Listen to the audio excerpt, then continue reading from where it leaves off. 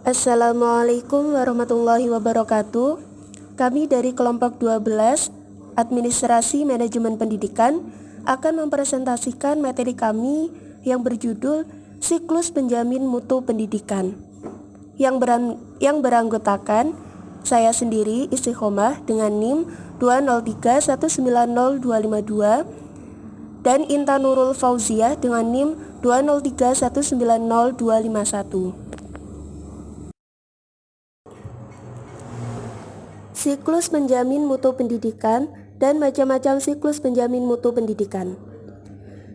Penjamin mutu pendidikan adalah kegiatan sistemik dan terpadu oleh satuan atau program pendidikan, penyelenggaraan satuan atau program pendidikan, pemerintah daerah, pemerintah dan masyarakat untuk menaikkan tingkat kecerdasan kehidupan bangsa melalui pendidikan.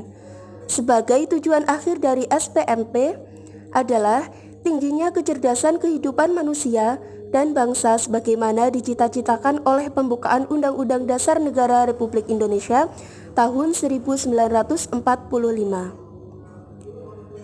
Yang kedua yaitu macam-macam siklus penjamin mutu pendidikan. Yang pertama, penetapan standar mutu. Dalam suatu pendidikan harus memiliki standar mutu sebagai landasan dalam melaksanakan penjamin mutu pendidikan. Misalnya, dalam suatu pendidikan menetapkan bahwa semua pembelajaran yang dilakukan oleh guru harus melibatkan semua peserta didik untuk belajar secara aktif dan semua peserta didik harus memiliki rata-rata nilai ujian nasional lebih dari 7. Yang kedua yaitu pemetaan mutu. Setelah menetapkan standar mutu, selanjutnya menetapkan mutu pendidikan dengan melakukan kegiatan evaluasi diri yang menghasilkan peta mutu atau capaian standar.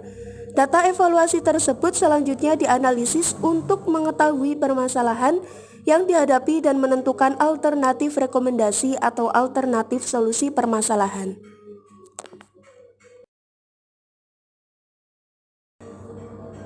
Yang ketiga yaitu penyusunan rencana pemenuhan. Satuan pendidikan membuat perencanaan pemenuhan mutu berdasarkan hasil pemetaan mutu. Dokumen kebijakan pendidikan pada level nasional, daerah dan satuan pendidikan, serta rencana strategis pengembangan satuan pendidikan. Hasil perencanaan dituangkan dalam dokumen perencanaan satuan pendidikan serta rencana aksi kegiatan. Rencana kegiatan yang dibuat harus terkait dengan upaya meningkatkan standar atau mencapai standar yang telah ditetapkan pada fase pertama. Yang keempat yaitu pelaksanaan pemenuhan mutu. Selanjutnya, setelah rencana peningkatan mutu ditetapkan dan disepakati bersama komponen satuan pendidikan, maka selanjutnya dilakukan pemenuhan mutu untuk pengelolaan satuan pendidikan dan kegiatan proses pembelajaran sesuai dengan hasil perencanaan sehingga standar dapat dicapai. Dan yang terakhir yaitu evaluasi atau audit mutu.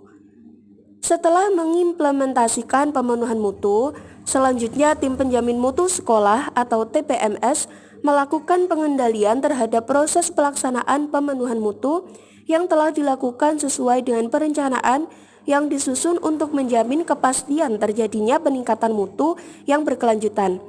Pengendalian mutu dapat dilakukan dengan melakukan evaluasi program atau kegiatan atau melakukan audit untuk satuan pendidikan yang memiliki auditor atau mampu melakukan audit.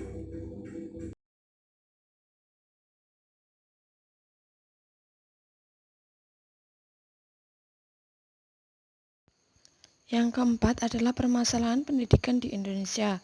Beberapa permasalahan yang sering ditemukan di Indonesia, rendahnya kemampuan peserta didik dalam memecahkan masalah, terutama permasalahan konstekstual. Hal tersebut disebabkan karena proses pembelajaran yang tidak melatih peserta didik untuk berpikir tingkat tinggi. Pembelajaran pada umumnya dilakukan dengan metode ceramah dan guru bertindak sebagai satu-satunya sumber belajar. Pembelajaran yang tidak mengaktifkan peserta didik seperti itu akan membuat peserta didik kurang termotivasi untuk belajar.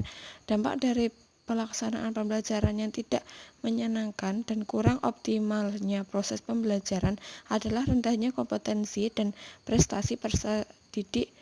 Hal ini menyebabkan banyak satuan pendidikan yang melakukan kecurangan dalam pelaksanaan ujian nasional atau UN.